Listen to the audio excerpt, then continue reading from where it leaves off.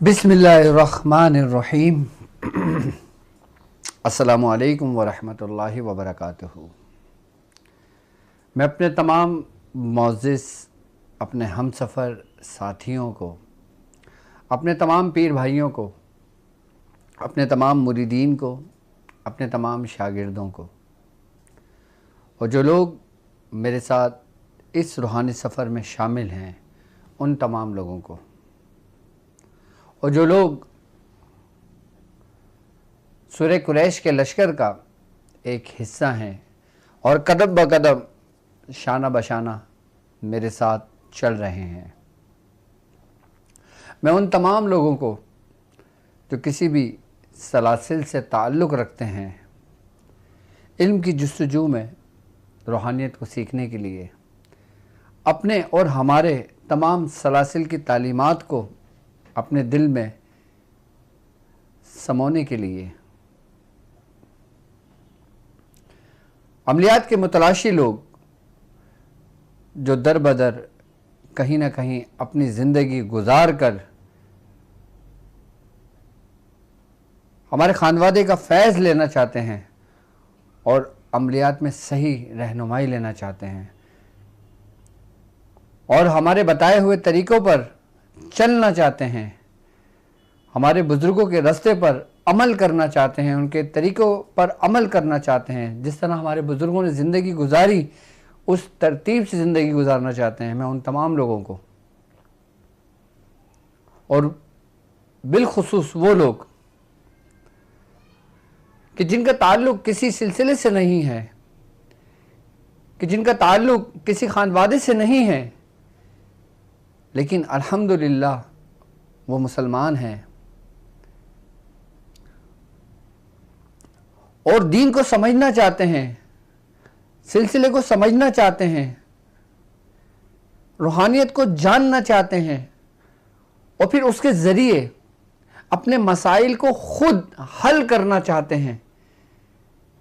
वो किसी भी किस्म के मामलात हों, चाहे रूहानी बीमारियां हों, चाहे जिस्मानी बीमारियां हों, चाहे ऐसे मुज़ी अमराज हों कि जिसमें वो मुब्तला हों, हर किस्म के डॉक्टर्स ने उनको जवाब दे दिया हो, हर किस्म का रूहानी इलाज करवा कर थक गए हों, हिम्मत हार गए हों, मायूसी की तरफ जा रहे हों, और फिर वो लोग उसके हल के लिए कुरान और सुन्नत की रोशनी में हमारे बुज़ुर्गों की तालीमात पर अमल करके अपने मसाइल का हल ढूंढना चाहते हैं। मैं उन तमाम लोगों को अपने ख़ानदान कादरिया में, सिलसिला सोहरवर्दिया में, चिश्तिया, कलंदरिया, अबुलुलाइया, जहांगीरिया, हसनिया, उस्मानिया, तारिकिया, शाज़लिया में, अमलियात के सुल्तान एपिसोड 24 में, अपने YouTube channel doctor Abdul Wajid Shazli पर एक बार फिर खुशामदीद कहता हूँ और ये भी उम्मीद करता हूँ कि आप तमाम लोग खैरियत से होंगे और अल्हम्दुलिल्लाह हमारा ये कामयाबी का सफ़र अपनी मंजिल की तरफ आगे रवां दवां है।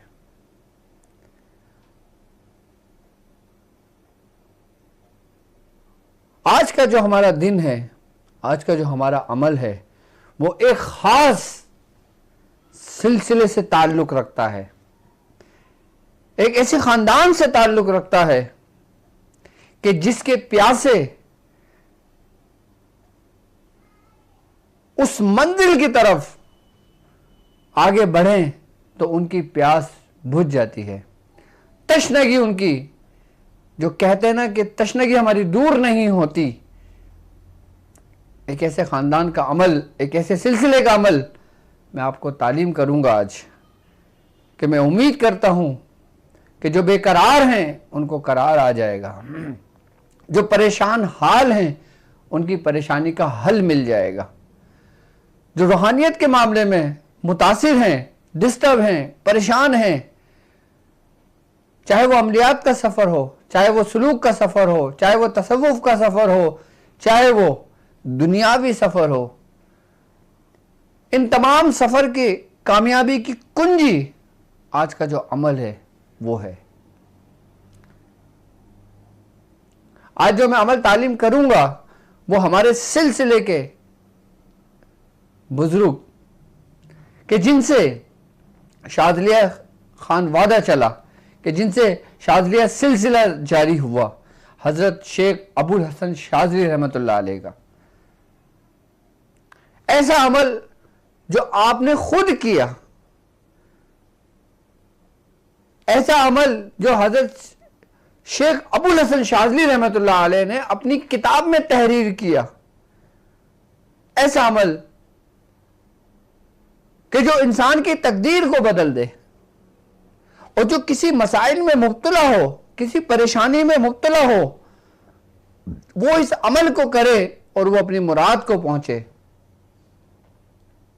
यहां तक कि खुद हजरत सैयदना शेख अबुल हसन शाज़ली रहमतुल्लाह अलैह फरमाते हैं कि मेरे रब ने मुझे जो कुछ भी अता किया वो इस आयत के तुफैल मुझे अता किया।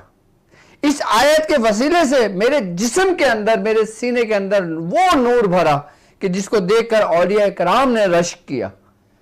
आप फरमाते हैं कि शाज़लिया खानदान का ये इसमें आज़म है,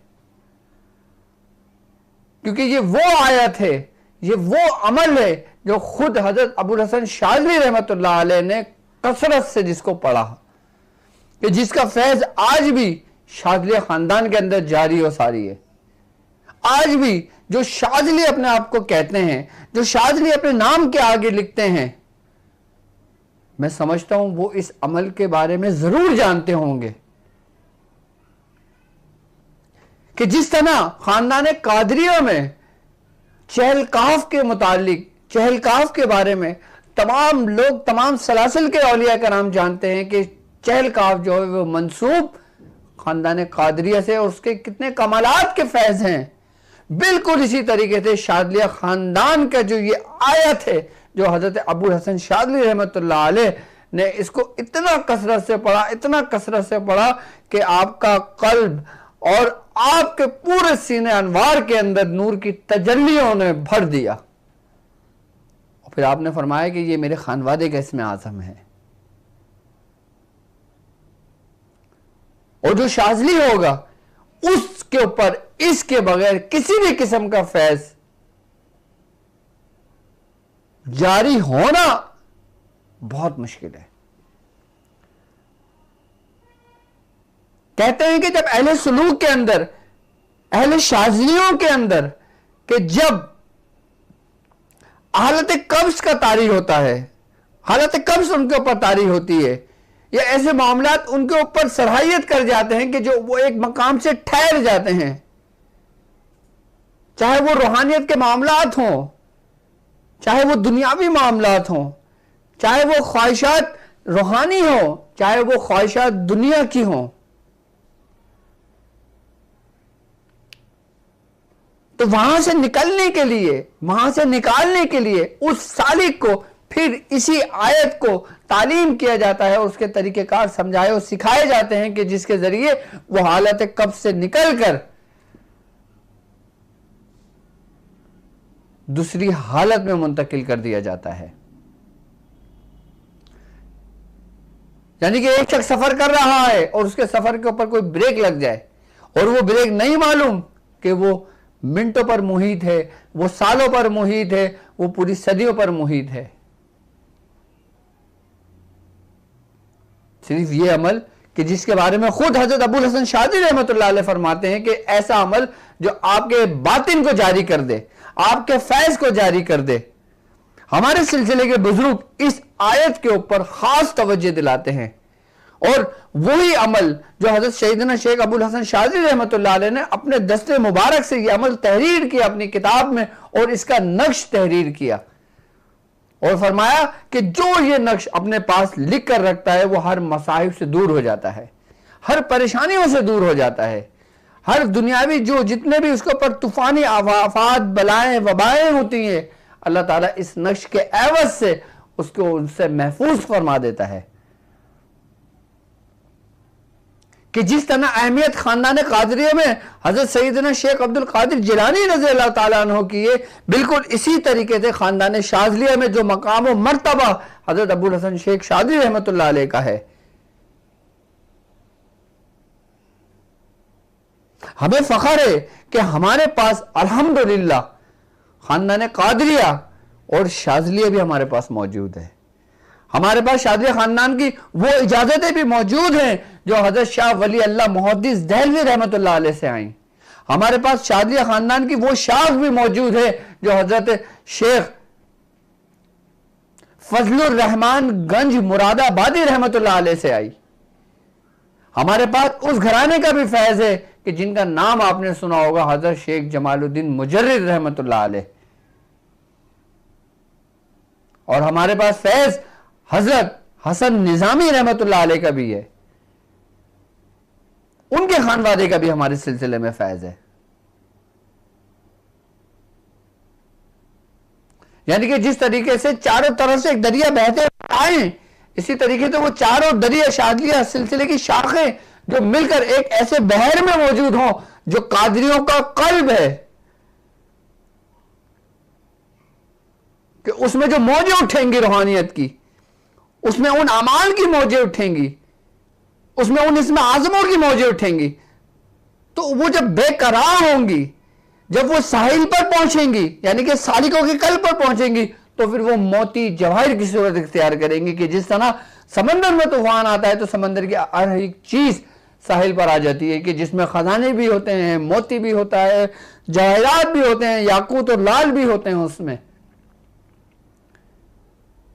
और अल्हम्दुलिल्लाह हमारा खानवादा ऐसा खानवादा है, हमारा खानदान ऐसा खानदान है कि जिसके अंदर अबुल उलाई फैज शामिल, जिसके अंदर शाज़ली फैज शामिल, जिसके अंदर साबरी फैज शामिल, जिसके अंदर निज़ामी फैज शामिल। और मैं इंशाअल्लाह अल्हम्दुलिल्लाह स्टेप बाय स्टेप तमाम खानवादों की जो खास इसमें आदम जिनके बारे में कहा गया है कि जिसका फैज उन सिलसिले में जारी और सारी है, मैं सब एक एक करके आपको तालीम फरमाऊंगा। यही हमारी तालीमात सलासिल की हैं जो बुजुर्गान दीन एक जगह से दूसरी जगह फैलाने के लिए जाया करते थे, सफर किया करते थे।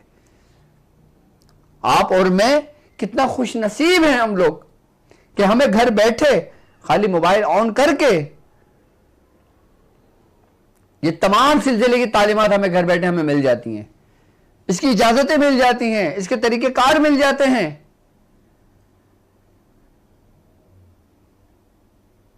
शाज़लिया खानदान को आप क्या समझते हो? खाली शाज़ली लगा लेने से शाज़ली की निस्बत हासिल हो जाती है? क्या शाज़ली अपने नाम के लगाने से शाज़ली की मोहब्बत आपके दिल में सलाहियत कर जाती है कि शाज़ली होना आपके लिए काफी है? जिस तरह एक सुल्तान के घर, बादशाह के घर अगर बेटा पैदा होता है तो वो सुल्तान नहीं बनता, वो बादशाह नहीं बनता, वो शहजादा होता है।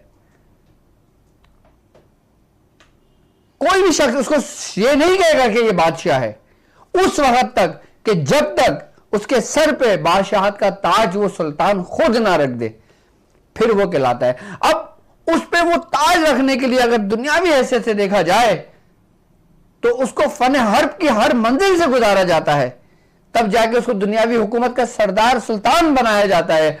अगर रूहानियत का सुल्तान अगर किसी को बनाया जाता है तो क्या वो फन हर्ब यानी कि भी वो फन रूहानियत नहीं सीखता? कि क्या वो उस मंजिलों से नहीं गुजरता? अगर नहीं गुजरता तो वो कभी सुल्तान नहीं बनता।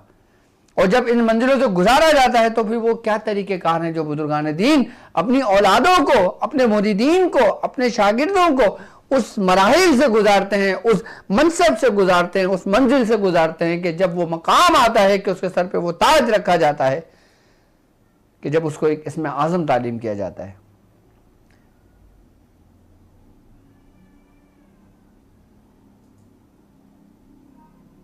शाज़ली लगाना तो बहुत आसान है, किसी पर तनकीद करना तो बहुत आसान है, किसी के ऐबों पर नजर रखना तो बहुत आसान है, लेकिन किसी की पर्दा पोशी करना यह कमाल उरूज है। क्योंकि जब सरकार दो आलम सल्लल्लाहु अलैहि वसल्लम को आपको कमली पेश की गई थी तो आपको हुक्म दिया गया था कि ए महबूब, ये आप कमली अपने चारों महबूब तरीन साहबाओं को दें और उनसे ये सवाल पूछें, जो इसका जवाब दे आप उसको ये कमली अता फरमा दें। तब वो कमली आपने हजरत अबू बकर सिद्दीक रज़ियल्लाहु ताला अन्हु को दी। आपने फरमाया कि ए अबू बकर, अगर ये मैं कमली तुम्हें दूं तो तुम क्या करोगे? तो आपने फरमाया कि अल्लाह के महबूब, मैं सिद्क के साथ, सच्चाई के साथ मैं इसकी हिफाजत करूंगा। और यही कमली जब आपने हजरत उमर बिन खत्ताब रज़ियल्लाहु ताला अन्हु को दी और आपसे फरमाया कि उमर तुम क्या करोगे? आपने फरमाया अल्लाह के महबूब, मैं अदल इंसाफ से कायम लूंगा। और यही कमली जब आपने हजरत उस्मान गनी रज़ियल्लाहु ताला अन्हु को तालीम फरमाई तो आपने फरमाया कि ए अल्लाह के महबूब, मैं सखी हूं, मैं गनी, मैं माल अल्लाह की राह में खैरात करूंगा, तकसीम करूंगा। और यही कमली जब मौलाए कायनात हजरत अली, हजरत मौलाए कायनात हजरत अली करमुल्लाहु वजहुल करीम को जब ये तालीम की अता की गई तो आपने फरमाया ए अली तुम क्या करोगे? तो आपने फरमाया कि मैं लोगों की पर्दा पोशी करूंगा। तो हुजूर ने वो कमली मौलाए कायनात को अता की और कहा कि ये इस पर तुम्हारा ही हक है। तो किसी की पर्दा पोशी करना ये सूफियों का तरीका है, ये नहीं कि पूरे बाजार में जा जाके किसी की ऐब की नुमाइश करें। नहीं,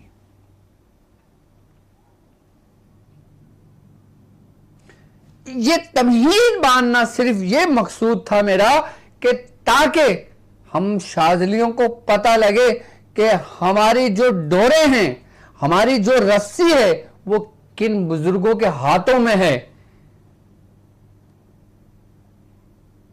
कि हमारे खानवादे के अंदर अगर जो फैज़ है तो वो किन औलिया कराम का और किन सहाबी रसूल का है। जिस तरह अल्लाह का महबूब है, अल्लाह के महबूब हैं, उसी तरीके से महबूब के भी महबूब हैं।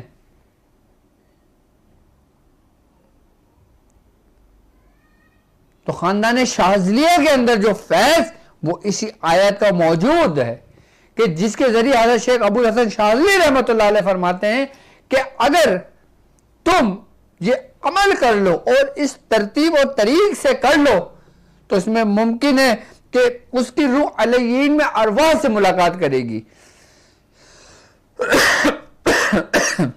ये मैं नहीं कह रहा, कौन कह रहा है? सिलसिला शाज़लिया के बानी हज़रत शेख अबुल हसन शाज़ली रहमतुल्लाह अलैह अपनी किताब सिर्रुल जमील में ये बात फरमा रहे हैं। और उस आयत के बारे में आप फरमाते हैं कि जो हमारे खानदान का इसमें आज़म है वो है हस्बुनल्लाह व निअमल वकील।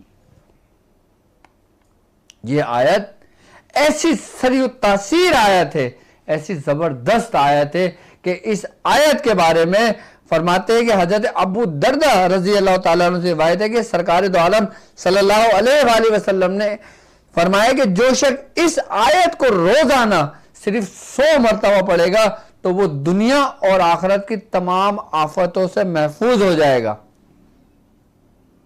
अच्छा, इस आयत में खास बात है, पहले इस आयत को सुने समझे तवज्जो करें थोड़ा सा। हस्बुन अल्लाह व निअमल वकील, यानी कि हमें अल्लाह ही काफी है और वो बेहतरीन कारसाज है।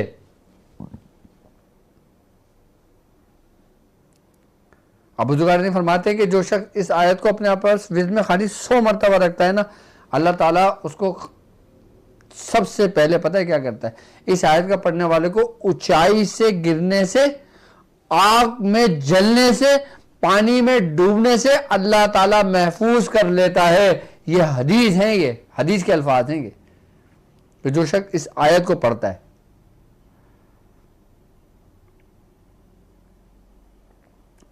अब आप ये देखें, ऊंचाई से गिरने से यानी कि उन हवाई मखलूकात, आई बात समझ, उसके शर से अल्लाह ताला ने उस अपने बंदे को महफूज कर दिया।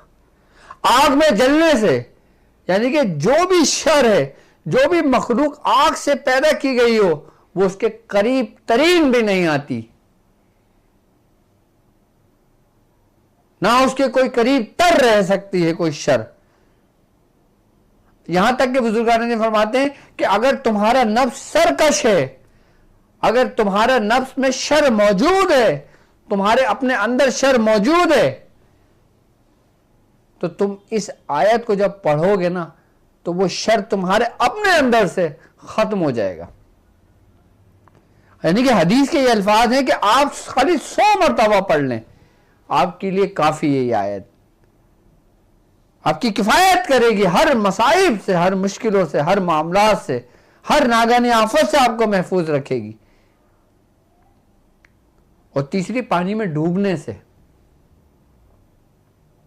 जब हजरत सैयदना शेख अबुल हसन शाज़िली रहमतुल्लाह अलैह, आप पानी का सफर बहुत करते थे, जब आप पानी के सफर में हज करने जा रहे थे तो तब दुआ हिज़्बुल बहर का नुज़ूल हुआ था।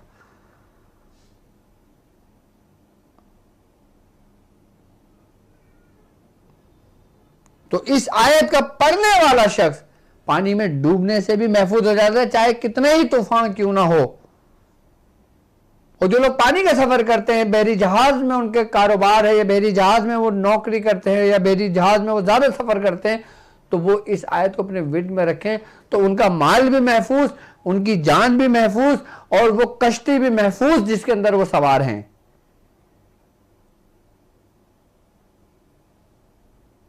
अगर किसी को हम दुआ हिज़्बुल बहर बताते हैं तो वो कहता है हजरत ये बहुत बड़ी है, मुझे कोई मुख्तसर सा अमल बता दें, तो उसका मुख्तसर सा अमल, उसका पूरा जुज़, उसकी पूरी रूहानियत हस्बुनल्लाहु व निअमल वकील काफी है। जो कुछ दुआ हिज़्बुल बहर में है, जो कुछ दुआ हिज़्बुल बहर में है, वो सब कुछ हस्बुनल्लाहु व निअमल वकील में मौजूद है।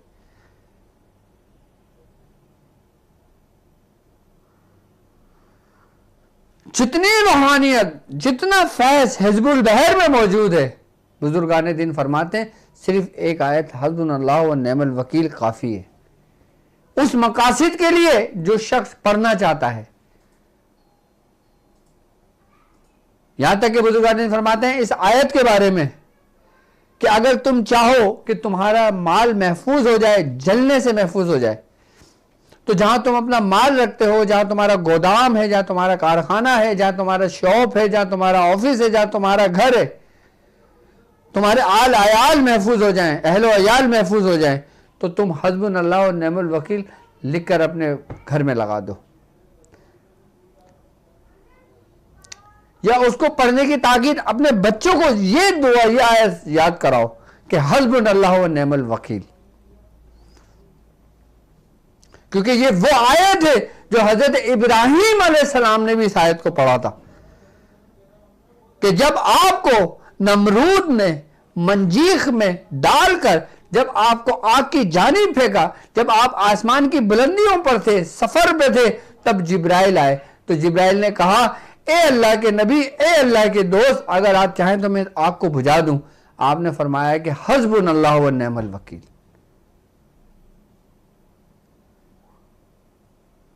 जब आप नीचे आए तो मखलूकात के तमाम सुल्तान, तमाम बादशाह आपकी बारगाह में हाजिर होकर कहे कि ए इब्राहिम, अगर आप कहें अल्लाह के दोस्त, अगर आप कहें तो मैं ये कर दूं इस तरह। तो आपने फरमाया कि हस्बुनल्लाह व निअमल वकील। और जब आपने हस्बुनल्लाह व निअमल वकील फरमाया, कहा, और जब आप आग पे गिरे तो हुक्म आ गया कि यह नारुकुनी बरदुम व सलाम अला इब्राहिम, कि आग ठंडी हो जा और हजरत इब्राहिम पर सलामती बन जा।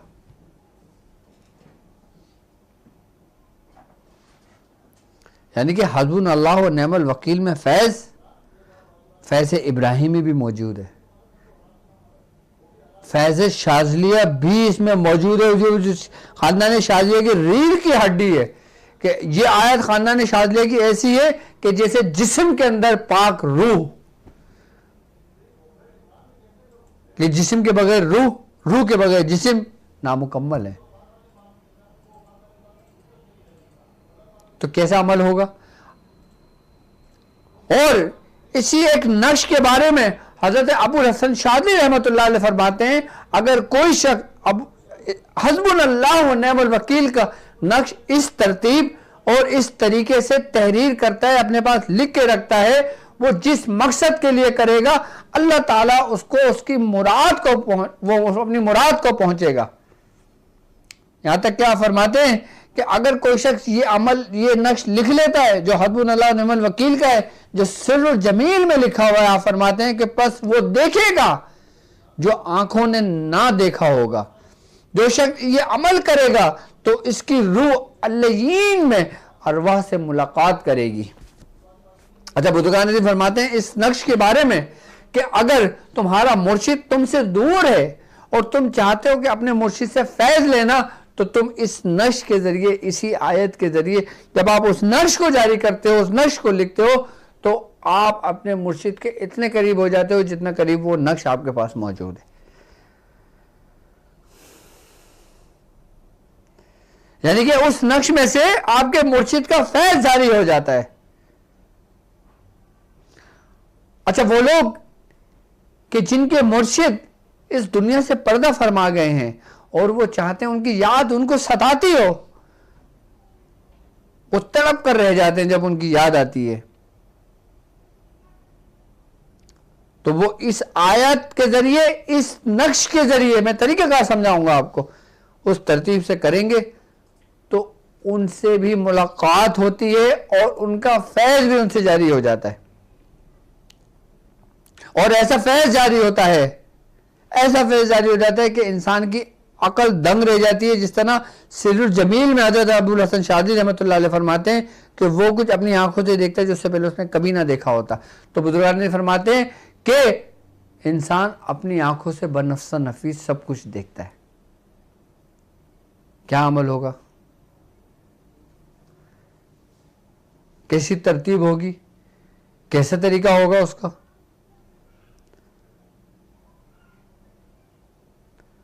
कि खाली हस्बुनल्लाह व निअमल वकील का नक्श लिख लेने से एक दफा की मेहनत और जिंदगी भर की राहत, एक दफा की मेहनत, अपने तमाम मामलात का हल। बुजुर्गान दिन फरमाते हैं कि इस नक्श के जरिए हस्बुनल्लाह व निअमल वकील का जो नक्श हज़रत सैयदना शेख अबुल हसन शादी रहमतुल्लाह अलैह ने फरमाया कि इस नक्श के जरिए हमारे बुजुर्गान दिन फरमाते हैं कि इसमें आप हाजरात भी कर सकते हैं, इसमें नेक जिन्नातों की भी हाजिरी मुमकिन है, इससे मौकलान की हाजिरी भी मुमकिन है और इससे उन रूहों से भी उनकी भी हाजिरी मुमकिन है कि जो आपके प्यारे हैं, कि जिनसे आप दुनिया में मोहब्बत करते थे, उनसे जाने के बाद आपको एक लम्हे का भी करार नहीं है, आप देखना चाहते हैं, तो आप उनसे भी मुलाकात कर सकते हैं। और यहां तक के बुजुर्गान दिन फरमाते हैं कि अगर तुम्हारे कोई प्यारे इस दुनिया से रुखसत हो गए हो और वो किसी तकलीफ और किसी मसाइब, किसी मुश्किल में मौजूद हो उस मकाम पर, और अगर आप अपने प्यारों के लिए हस्बुनल्लाह व निअमल वकील का ख़त्म पढ़ के उनको बख्शवाते हो, तो अल्लाह ताला इस के बदले कि जो तुमने ख़त्म कराया है उस मुर्दे के ऊपर से अजाब को उठा लेता है।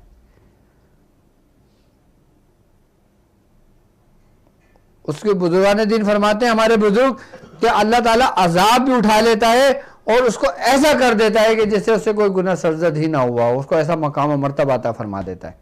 यानी कि जन्नत में एक आला मकाम उसके मुंतजिर होता है, खाली इसका ख़त्म पढ़वा के अपने बुजुर्गों, अपने प्यारों को बख्श देने से।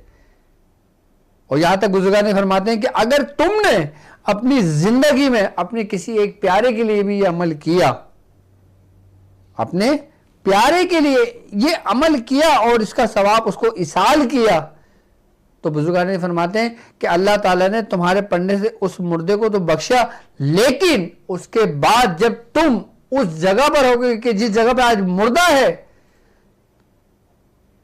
तो अल्लाह ताला तुम्हें भी उससे बख्श देगा। यानी कि एक होता है कि मैंने इसाल करा, किसी के लिए करा, वो उसका काम हो गया वो, लेकिन उसका फायदा क्या है? बुजुर्गान फरमाते हैं कि इसका रिटर्न है कि जितनी रहमत, कि जितना करम उस पर हुआ उससे 10 गुना पढ़ने वाले पर होगा। यानी कि जिसके लिए किया गया उसको तो उसका फैज सवाब इसाल पहुंचा, लेकिन उसका 10 गुना तुम्हारे लिए रख कर मुकर्रर करके महफूज कर दिया गया कि जब तुम अल्लाह ना करे उस जगह पे जाओगे जहां पे अजाब का मामला हो, तो वो तुम पर अजाब टल जाए। यहां तक कि बुजुर्गान फरमाते हैं कि हस्बुनल्लाह व निअमल वकील की अहमियत इंसान को उस वक्त पता लगेगी कि जब वो कब्र के अंदर मौजूद होगा, जो वो कब्र की पहली रात होगी।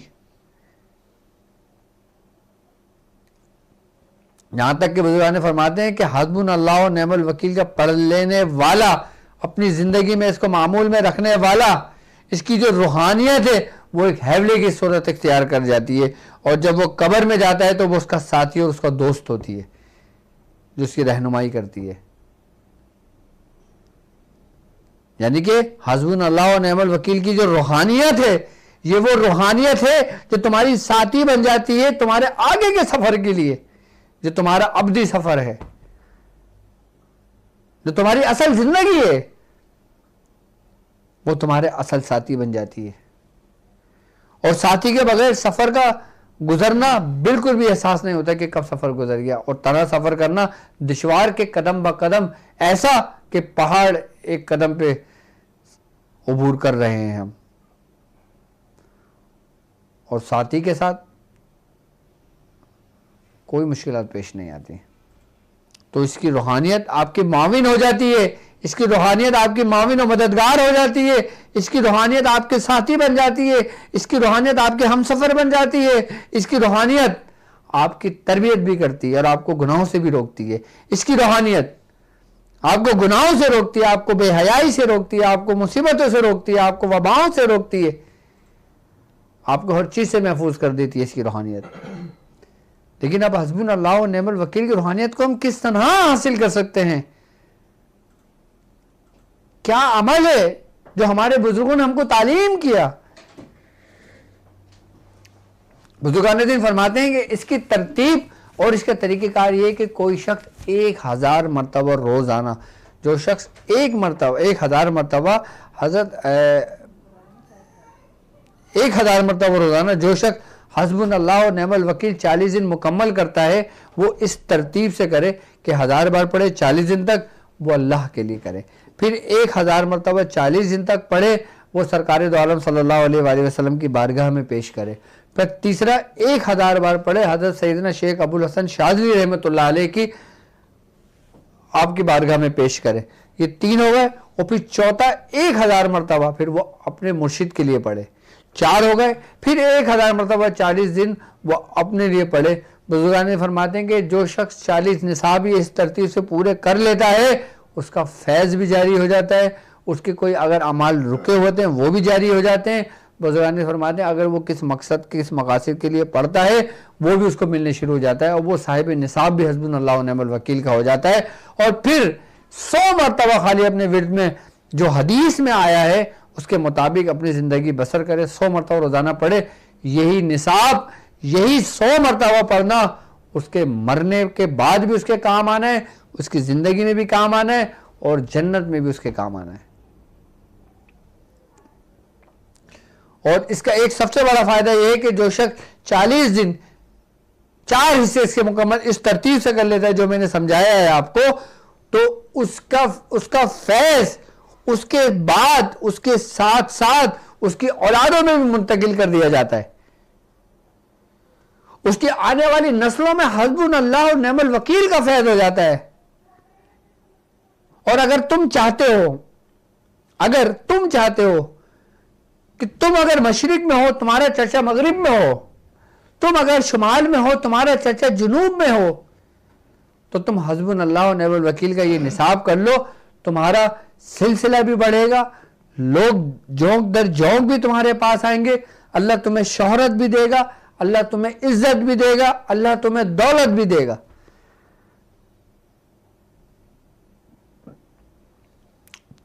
इंसान की दुनिया में सिर्फ 3 ही तो ख्वाहिश हैं। एक आम इंसान की बात कर रहा हूं मैं, कि उसकी शोहरत हो, दौलत हो और इज्जत हो, बस। और क्या है इसको?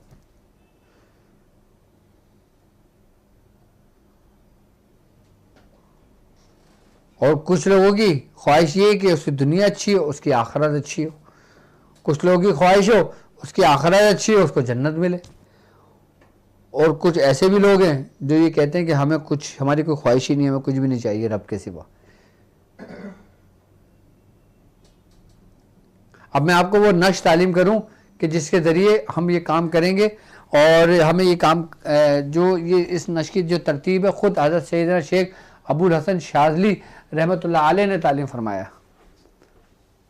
अरे ये लेक्चर तुमने रिमूव नहीं किया?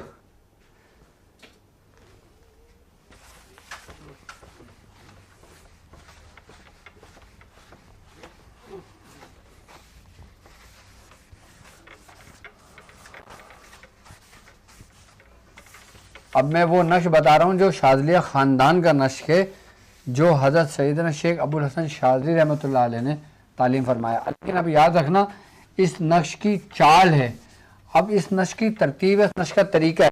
अब बाज़ लोगों ने किताबों में तो देखा है नक्श, अब उसको सीधा सीधा लिखना शुरू कर देते हैं। लेकिन याद रखना नक्श ही सीधा सीधा नहीं लिखा जाता। इस नक्श की तरतीब है, वो तरतीब क्या है वो भी मैं आपको समझा देता हूँ कि हमने किस तरह लिखना है।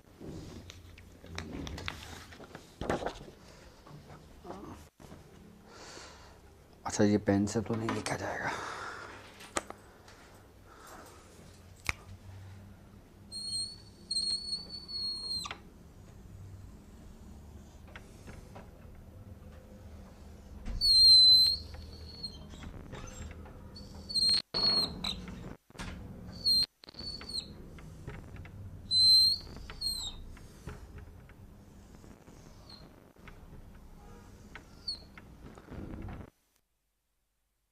याद रखें ये 34 की चाल है और 34 खानों का नक्श है, ये 16 खानों का नक्श कहलाता है।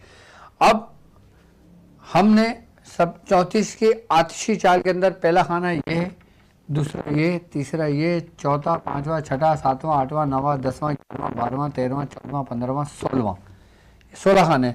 अब मैं इसकी छोटी सी मिसाल में ऐसे दे देता हूँ आपको, चलो मैं आपको समझा भी देता हूँ यहाँ पे क्लिक करना, बाकी मैं मिटा दूंगा, सही है। इसी वो सिर्फ आपको समझाने के लिए मैंने आपको किया है। 1 2 3 4 5 6 7 8 9 10 11 12 13 14 15 और 16।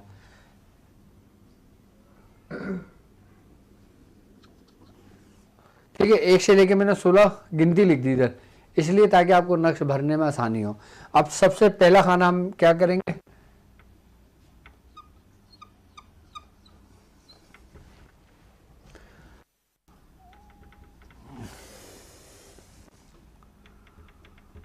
हस्बुन लिखेंगे। ठीक है, दूसरा खाना हस्बुन अल्लाहु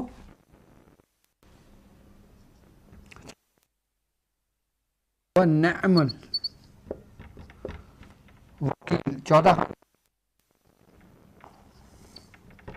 वकील। ठीक है, ये मैंने लिखा हुआ है।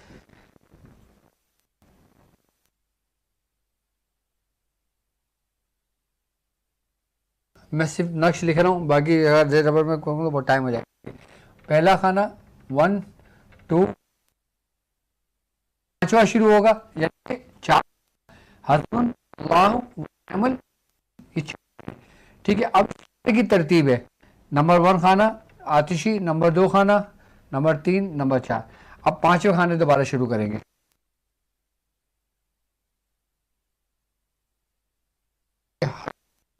और ये आ गया आपका छठा खाना अल्लाहु व निअमल, और ये 8वां खाना वकील। ठीक है, अब ये 8 का, अब 9वां खाना, अब यहाँ से खाना हस्बुन अल्लाहु,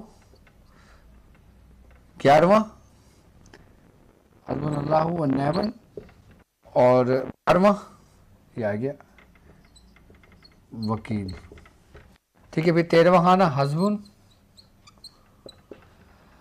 अल्लाहु व निअमल वकील। ठीक है, अब देखिए पूरी तरतीब आई है, यानी कि ये हस्बुनल्लाह व निअमल वकील, ये 4 दफ़ा हस्बुनल्लाह व निअमल वकील हमने इस खाने में भरा है, ठीक है। लेकिन हम हस्बुनल्लाह व निअमल वकील एक दफ़ा पढ़ के दम कर देंगे, हम दूसरा अल्लाह लिखेंगे, हस्बुनल्लाह व निअमल वकील पढ़ के दम कर देंगे, हम तीसरा वो नेमुल लिखेंगे, हस्बुनल्लाह व निअमल वकील पढ़ के दम कर देंगे, फिर हम वकील लिखेंगे, फिर हम पढ़ के हस्बुनल्लाह व निअमल वकील पढ़ के दम कर देंगे। मतलब हर खाने में जो हम हुरूफ लिखेंगे हम उसके ऊपर एक एक मरतबा हस्बुनल्लाह व निअमल वकील पढ़ के उस पर दम कर देंगे। अभी हम तैयार कर रहे हैं, अब मैं इसको तरीका समझाऊंगा फिर, ठीक है। और फिर इधर हमने लिखना है सलामुन कौलुन मिन रब्बिर रहीम। अच्छा, ये नक्श मैंने प्रिंट आउट भी बना लिया, वो भी आपको दे देता हूँ, सही है। अच्छा, इधर आएगा कुल हुवर रहमान, कुल हुवर रहमान आमन्ना बिही व अलैहि तवक्कलना, ठीक है। यहाँ पे आ जाएगा काफ हा या आइन स्वाद, और यहाँ पे आ जाएगा हाँ मीम आइन सिन काफ। अब क्या इस तरह जैसे ये हमने लिखा है ना, ऐसे इधर भी आ जाएगा, ऐसे ये इधर भी ऐसे ये इधर भी आ जाएगा, बिल्कुल ऐसे जैसे आपकी स्क्रीन के ऊपर मौजूद है। ये देखें, इस ये नक्श की पीडीएफ भी आपको मिल जाएगी, और ये नक्श इस बिल्कुल इसी तरतीब से है। ये देखें, ये नक्श आ गया मौजूद। इसके आप स्क्रीन शॉट ले लें, आई बात समझ में, और इसकी पीडीएफ भी लिंक मिल जाएगी। तरीका मैंने वो समझाया है जो तरीका है, पहला खाना, दूसरा, तीसरा, चौथा, पाँचवा, छठा, सातवां, आठवां, नौवां, 10वां, 11वां, 12वां, 13वां, 14वां, 15वां और ये गिनती मैंने इसलिए लिख दी है इसमें समझाने के लिए कि हमने सबसे पहले बनाना है, और खाने के बाद 1 2 3 इस तरीके से हमने भरना है। 1 2 3 नहीं लिखना आपने खाली हस्बुनल्लाह व निअमल वकील सही पूरा लिखना है, रब्बी रहीम कलना ये लिखना है, फिर काफ इधर हामी मैंसिन काफ इधर, फिर इसी तरतीब से इधर भी आ जाएगा, इधर भी आ जाएगा और इधर भी आ जाएगा, ठीक है। अब नक्श, ये नक्श की तरतीब है। अच्छा, अब ये नक्श, इसका तरीक़ेकार हज़रत सैयदना शेख अबुल हसन शाज़िली रहमतुल्लाह अलैह फरमाते हैं कि आप इसकी लोह तैयार कर लें। अब इसकी लोह अगर आप चाहें तो आप इसको चांदी पे तैयार करवा लें या सोने पे तैयार करवा लें, जो आपको बेहतर लगे। बुजुर्गान दिन यही फरमाते हैं, या तो चांदी पे कर लें या सोने पे कर लें, ठीक है। चांदी सबसे बेहतर रहता है और सोना भी बेहतर रहता है। तो नक्श हमने जैसे मिसाल के तौर पर 1 तोला चांदी हमने ले ली, 1 तोला चांदी के ऊपर हमने उसको पतरी बना ली, कि जिस तरह हमारे नक्शे कुलज़म की पतरी है, कि जिस तरह दिखाओ, मुझे साइज़ दिखाओ, मैं साइज़ भी हाथ के हाथ दिखा दूँ ना, बता दूँ मैं, है रखा हुआ यहाँ पे नक्श, मुझे नक्श दो, कि आपने इसकी ऐसे पतरी बना लेना है, इस टाइप की, ऐसे ये साइज़ ले लें या इसका बड़ा साइज़ ले लें या इससे और बड़ा साइज़ ले लें, वो आपकी मर्ज़ी है, जैसे चाहे साइज़ ले लें। इसको आप चांदी पे भी बना सकते हो और सोने पे भी बना सकते हो इसको, ठीक है। अच्छा, आपने इसकी 1 तोला मिसाल पे चांदी ली, आपने उसकी पतरी बना ली, पतरी के ऊपर आपने इसी तरतीब से नक्श कुंदा कराना है। अच्छा, जब ये नक्श कुंदा होगा तो जो कुंदा करने वाला बंदा होगा उससे कहोगे पहले तो वज़ू कर, वज़ू करने के बाद तो हस्बुनल्लाह व निअमल वकील पढ़ के उसको विद में रख, और फिर पहला खाना ये कर, दूसरा खाना ये कर, तीसरा खाना ये कर, चौथा खाना ये कर, 5वां खाना ये कर। अगर आप खुद कर सकते हो ठीक है, अगर खुद नहीं कर सकते तो जिससे करवाना चाहो उससे इसी तरतीब बताओ और इसी तरीके से लिखवाओ। उसके बाद जब ये नक्श कुंदा हो जाएगा, ये नक्श कुंदा हो जाएगा, फिर आपने करना ये है कि इतवार से ये अमल शुरू करना होगा, ठीक है। जब आपने इस नक्श को जारी करना होगा, अब ये तैयार हो गया आपके पास, तैयार हो गया आपके सामने मौजूद है, जैसे मेरे पास तैयार होकर आ गया ये। अब फजर की नमाज में पढ़ूंगा, फजर की नमाज पढ़ने के बाद फिर मैं 1000 मरतबा हस्बुनल्लाह व निअमल वकील पढ़ूंगा और इसके ऊपर दम कर दूंगा। फिर ज़ोहर की नमाज आएगी, फिर 1000 बार पढ़ूंगा, इस पर दम कर दूंगा। असर की आएगी, 1000 बार पढ़ूंगा, दम कर दूंगा। मगरिब की आएगी, 1000 पढ़ूंगा, दम कर दूंगा। इशा की आएगी, फिर 1000 पढ़ूंगा और दम कर दूंगा। जब ये दम करके रख दूंगा, फिर रात का आखिरी जो पहर आएगा, यानी कि 12 बजे के बाद का, फिर 4000 मरतबा हस्बुनल्लाह व निअमल वकील पढ़ के इसके ऊपर दम करेंगे। और जिस नीयत से करेंगे हम वो नीयत रखेंगे अपनी कि हम किस नीयत से इसको तैयार कर रहे हैं।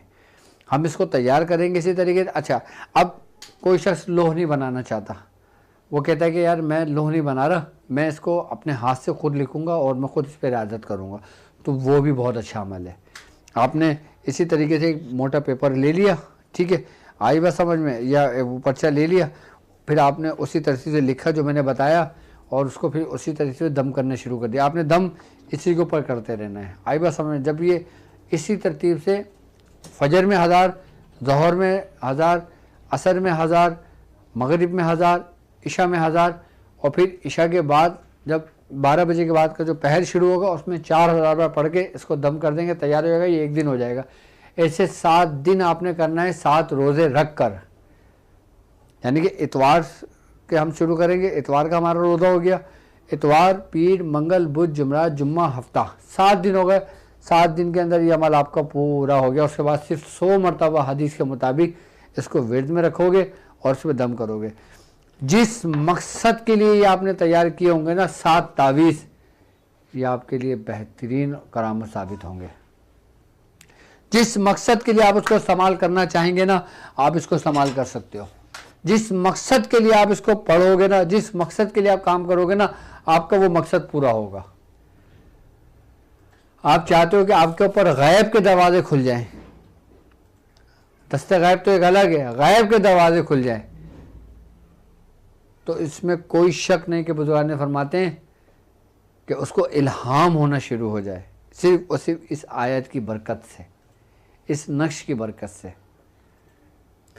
जिस तरीके से ख़ानदान कादरिया के अंदर चहल कहाफ पड़ी जाती है, इस तरीके से ख़ानदान शाज़लिया के अंदर ये आयत पड़ी जाती है, हस्बुनल्लाह व निअमल वकील।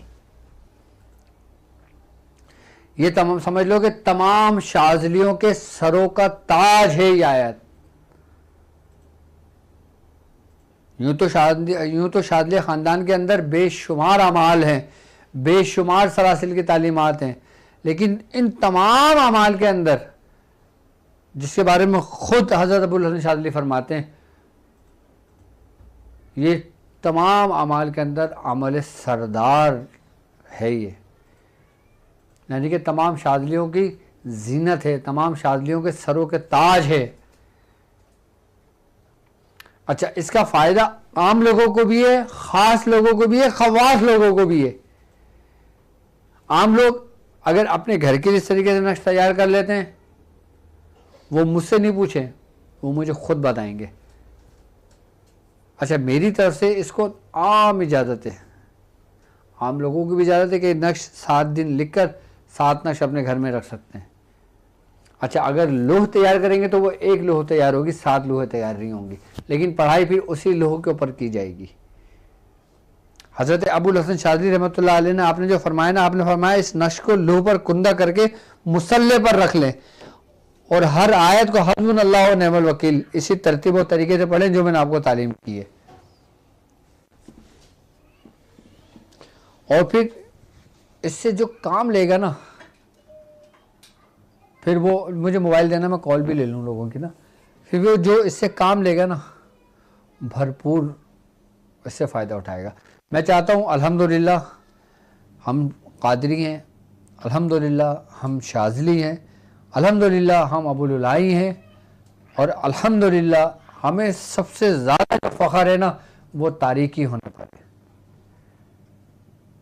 कि हम तारीकी हैं, क्योंकि ये जो कुछ भी अता हुआ ये समझ लें कि मेरे मुर्शिद के फैज़ और मुर्शिद के करम से मुझे अता हुआ। जी अस्सलाम वालेकुम। वालेकुम अस्सलाम व रहमतुल्लाहि व बरकातहू। मियां हुज़ूर, आप कैसे हैं? खैरियत? जी अल्हम्दुलिल्लाह। कौन और कहाँ से बात कर रहे हैं?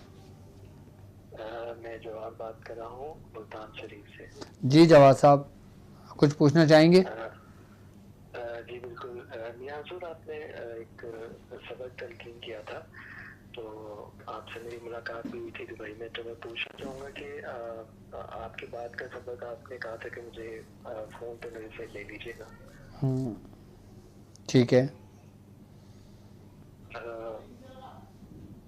उसके बारे में जानना चाहूँगा मियाँ हुजूर। दोबारा बोलिए, मैं नहीं समझ पाया हूँ। मियाँ हुजूर, आपने मुझे सूरत कुरैश का सबक दिया था, तो उसके बाद आपने मुझसे कहा था मेरा सबक कंप्लीट हो गया था। आपने कहा था कि मुझे क्या कहते हैं बाद में कॉल करके मेरे से ले लीजिएगा सबक इसका बात का। अच्छा अच्छा, सूरह कुरैश। अच्छा ये बताएं कि सूरह कुरैश आपका मुकम्मल हो गया तो सूरह कुरैश की दावत आपके पास है? जी बिल्कुल है। ठीक है। बिल्कुल है। अच्छा आप ना अब एक काम करें, सूरह कुरैश की दावत को ना याद करना शुरू कर दें, उसको पढ़ना शुरू जी कर जी दें। मियाँ हुजूर। ठीक है। जब जी जी जब जी। वो जब वो आपको याद हो जाए ना, फिर मुझे बताइएगा, इंशाल्लाह फिर मैं उसके तरीक़ेकार आपको समझाऊंगा। ठीक है। या जी बिल्कुल। ओके। मियाँ हुजूर वो मैंने बिल्कुल याद कर लिया, मुझे तकरीबन 6 महीने से ऊपर हो गया। ठीक है। अच्छा याद कर लिया आपने उसको? जी जी। बिस्मिल्लाहिर्रहमानिर्रहीम। हाँ। ठीक है ठीक है ठीक है ठीक है। तो आप एक काम ये कीजिएगा फिर कि अभी 9 चंदी जुमरात शुरू होगी इंशाल्लाह। ठीक है। चाँद की पहली जी जी। जुमरात, तो चाँद की पहली जुमरात से आपने 70 मरतबा इस दावत को पढ़ना शुरू कर देना है। ठीक है। और 70 दिन मुकम्मल करके फिर मुझसे रब्ता करेंगे। ठीक है। जी मियाँ हुजूर, ये वाला सबक भी कंप्लीट हो गया था, अल्हम्दुलिल्लाह। मुझे मुहर्रम में दिया था। अभी अभी आप इसको 9 चंदी जुमरात से दोबारा शुरू करें इसको। चलिए ठीक हो गया ठीक है। मियाँ हुजूर, बहुत बहुत ओके शुक्रिया। ओके ओके, अल्लाह हाफिज़। अच्छा जो लोग अपने मसाइल में परेशान हैं, जो लोग इसकी इजाज़त लेना चाहते हैं, आज के मेरी तरफ से उसको इजाज़त है। और जो लोग परेशान हैं अपने मामलात में, चाहे वो घरेलू मामलात हों और या फिर बीमारी के मामलात हों, या कोई हल नहीं मिल रहा हो, और वो चाहते हैं कि कुरान और सुन्नत की रोशनी में उसका हल निकले उनके लिए, तो वो जानना चाहते हैं, इस्तिखारा करवाना चाहते हैं, तो स्क्रीन पर आपके नंबर मौजूद है, आप इस पर मुझे लाइव कॉल कर सकते हैं और मुझसे बात कर सकते हैं। अगर बात हो जाती है तो ठीक है, अगर बात नहीं होती तो इसी नंबर को आप अपने पास सेव कर लें और इसी नंबर के ऊपर आप अपना नाम, अपनी वालदा का नाम लिख कर आप हमें व्हाट्सअप कर दें, तो इंशाअल्लाह ताला मैं ख़ुद इसको चेक करके आपको इसका जवाब दे दूँगा। ठीक है। और बाकी ये कमेंट्स मेरे पास है कि अब ये बताइए हज़रत के हैं जो हमारे इलाज और मुआवजा होता है, इसमें किस्म का रुजत का डर या कोई रुजत का खदशा, और या हम इस तो हम किस तरह इसका आगाज़ करेंगे, तो वो तमाम लोग समझ लें कि सबसे पहले तो देखें हमारा एक लश्कर कुरैश है जो सूरह कुरैश से मंसूब है, और जो लोग 70 बार सूरह कुरैश पढ़ते हैं वो हमारे साथ इस रस्ते में शामिल हो जाते हैं, इस सफ़र में शामिल हो जाते हैं। 70 मरतबा इसको 40 दिन मुकम्मल कर लेंगे, उसके बाद 313 मरतबा सूरह कुरैश 40 दिन कर लेंगे, फिर 1111 मरतबा 40 दिन कर लेंगे, और उसके बाद 1900 मरतबा 40 दिन पढ़ेंगे, तो आपका हमसे रब्त कायम हो जाएगा, आप एक उसका जुज़ बन जाएंगे और फिर हमारे सिलसिले का फैज़ आपको शामिल हो जाएगा। और जो लोग हमसे इसकी इजाज़त लेना चाहते हैं, मेरी तरफ से उन सबको इजाज़त है कि यह अमल हस्बुनल्लाह व निअमल वकील का अमल कर सकते हैं। और बाकी एक बार याद रखिएगा कि देखो अब अगर किसी का इलाज किया जाता है तो यकीनन उसमें कुछ अखराजात भी होते हैं। अब जैसे मिसाल के तौर पर अगर किसी का काम किया जाता है, मिसाल के तौर पर किसी को कॉल आती है, तो उसका जब चेक किया जाता है और जब चेक करने के बाद देखा जाता है कि इसके ऊपर ये मामला आते हैं, उसको हल कर लेने के लिए फिर यकीनन अपना बाउंड भी करना पड़ता है, और फिर इसमें बखूरात और कुछ ऐसे सामान का भी इस्तेमाल करना पड़ता है कि जिसमें ख़र्चा होता है। आई बात समझ में? अब काम कोई भी हो देखें उसमें ख़र्चा होता है। अब मिसाल के तौर पे जैसे अब इस्तिखारा करने के कोई फ़ीस नहीं है, कोई कुछ नहीं है, लेकिन अब जब इलाज होता है, ऐसी बात है अगर कोई किसी के पास आसेब है, अब वो कराची से बाहर है, मिसाल के तौर पर इस्लामाबाद में है, पिंडी में है, कहीं शहर में या अदर ममालिक में, अगर उसको नक्श लिखा जाएगा, नक्श भेजा जाएगा, बखूर भेजा जाएगा या उसको दवा भेजी जाएगी, तो यकीनन वो परचेज़ की हुई होगी ना वो चीज़। अब मैं मिसाल के तौर पर अगर हम कोई चीज़ से बखूर तैयार करते हैं या कोई सामान लेकर आते हैं किसी का उतारे का, तो उस सामान के जो अखराजात हैं वो तो मरीज़ ने देना होते हैं ना। अब ज़्यादातर लोगों को कॉन्सेप्ट ये है कि ये इलाज फ़ी सबीलिल्लाह होता है। फ़ी सबीलिल्लाह बिल्कुल, मेरी दुआएं आपके साथ हैं हमेशा, और ये तरीके सारे फ़ी सबीलिल्लाह तो हैं जो मैं आपको बता रहा हूँ। अब बताओ मैंने बताने के कौन से आपसे पैसे लिए हैं? ये फ़ी सबीलिल्लाह है, सारे तरीक़ेकार फ़ी सबीलिल्लाह हैं। आप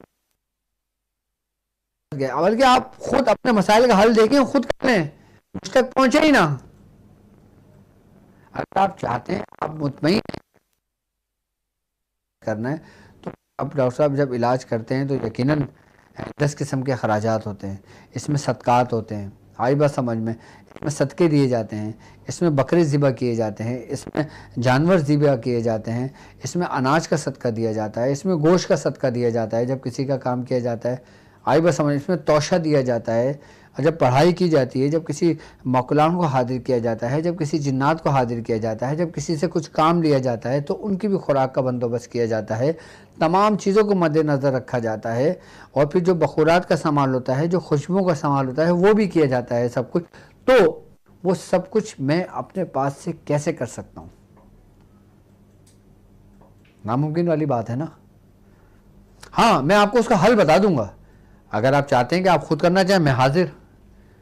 मैं आपको एक नहीं, मैं आपको 10 तरीके बताऊंगा उसके उतारे के। आप मुझसे 20 दफ़ा पूछे, मैं 30 दफ़ा आपको बताऊंगा, मैं फी सबिलिल्लाह बताऊंगा आपको। अब हम डॉक्टर के पास जाते हैं, डॉक्टर हमें चेक करता है, हमारा ब्लड प्रेशर चेक करता है, शुगर चेक करता है, टेस्ट लिख के देता है, दवाएं लिख के देता है, हम उसको भी तो फीस देते हैं ना। हम डॉक्टर को भी तो अपॉइंटमेंट लेते हैं ना। अब मैं हूँ, अब मेरा अगर अपॉइंटमेंट है, यकीनन मैं अपने वक्त के मैं अपने पैसे ले रहा हूँ। अपॉइंटमेंट अगर ले रहा हूँ, मैं आपको वक्त दे रहा हूँ, मैं आपको समझा रहा हूँ, मैं आपको टाइम दे रहा हूँ। अगर अपॉइंटमेंट से कोई मेरे पास आता है, मैं मखसूस उसको टाइम देता हूँ। अगर कोई मुझसे इलाज करवाना चाहता है, तो अगर मैं उसको कोई दवाएं लिख के दूंगा, तो दवाओं के जो पैसे होंगे वो तो वो भेजेगा ना। अब जो दवाओं के पैसे होते हैं, बखूरात के पैसे होते हैं, वो मरीज़ ही देता है ना। तो ये कुछ सवालात थे जो लोगों ने मुझसे पूछे थे कि हज़रत रूहानी इलाज तो फ़ी सबिलिल्लाह होता है। और भाई रूहानी इलाज फ़ी सबिलिल्लाह होता है, आई बस समझ में। फ़ी सबिलिल्लाह रूहानी इलाज कैसे होता है कि मैं उसके तरीक़ेकार आपको समझा देता हूँ, रूहानी इलाज ही के समझा रहा हूँ ना। अब मैं अगर अपने मियाँ हुजूर की बात करता हूँ, मैं अपने मियाँ हुजूर के मतलब की बात करता हूँ, तो मियाँ हुजूर का अपॉइंटमेंट फ़ीस भी होती है, मियाँ हुजूर दवाओं के भी पैसे लेते हैं। अगर मियाँ हुजूर रूहानी इलाज किसी करते हैं तो उससे भी पैसे लेते हैं, आई बस समझ में। और जो बखूरात देते हैं, जो सामान देते हैं, सब करते हैं। अपने पास से तो कोई भी करके नहीं देगा ना। हर चीज़ का एक तरीक़ेकार होता है। अब देखें कि ये तरीक़ेकार कितने इखलास और तरतीब के साथ मैंने आपको समझाया, आपको बताया। अब मैंने आपको इस अमल के पैसे आपसे कहा किसी को नहीं, सिर्फ इसलिए कि भाई आप लोग करें फी सबिलिल्लाह। ये मेरे लिए सदका जारिया है। इस पर जितने लोग अमल करेंगे, ये समझ लें कि मेरा, और जो लोग इस वीडियो को आगे शेयर करेंगे, उन सब के खाते खुलने शुरू हो जाएंगे, खाते आगे बढ़ते चले जाएंगे। हमें तो सिर्फ ये चाहिए। और बाकी अल्हम्दुलिल्लाह मेरे अपने लेक्चर चल रहे हैं, मेरी अपनी क्लासेस चल रही हैं, मेरे पास मेरे स्टूडेंट्स मौजूद हैं जो मुझे सपोर्ट करते हैं, जो मैं उनको सपोर्ट करता हूँ। मुझे ज़रूरत ही नहीं है। अब जब एक शहर से दूसरे शहर अगर कोई TCS जाता है तो यकीनन TCS की भी फ़ीस होती है, उसकी जो पैकिंग की जाती है उसकी भी फ़ीस होती है। अगर शॉपर लाया जाता है वो भी पैसों से आती है। अब बताओ ना, बगैर पैसों की क्या है? तो हर चीज़ को मद्देनज़र रखते हुए कि जो उसके जायज़ बनते हैं वो आपको बताया जाता है और उसकी तरतीब और तरीक़ेकार समझा दिया जाता है।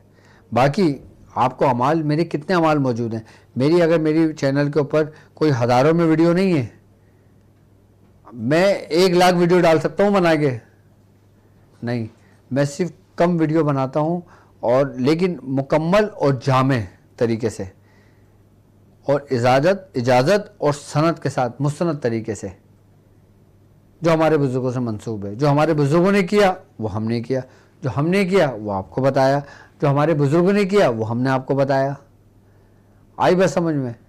जो कुछ हम तक हमारे बुज़ुर्गों से पहुँचा हमने आपको तालीम किया, सब कुछ बताया आपको। अब नक्शे कुलज़ुम है, उसके ऊपर कितनी मेहनत है, उसके ऊपर 40 दिन की पढ़ाई होती है, उसको बनाया जाता है, तरतीब दिया जाता है, और फिर रोज़ पढ़ाई की जाती है जिसके नाम की होती है। अब ये मेहनत किसके उसमें जाएगा?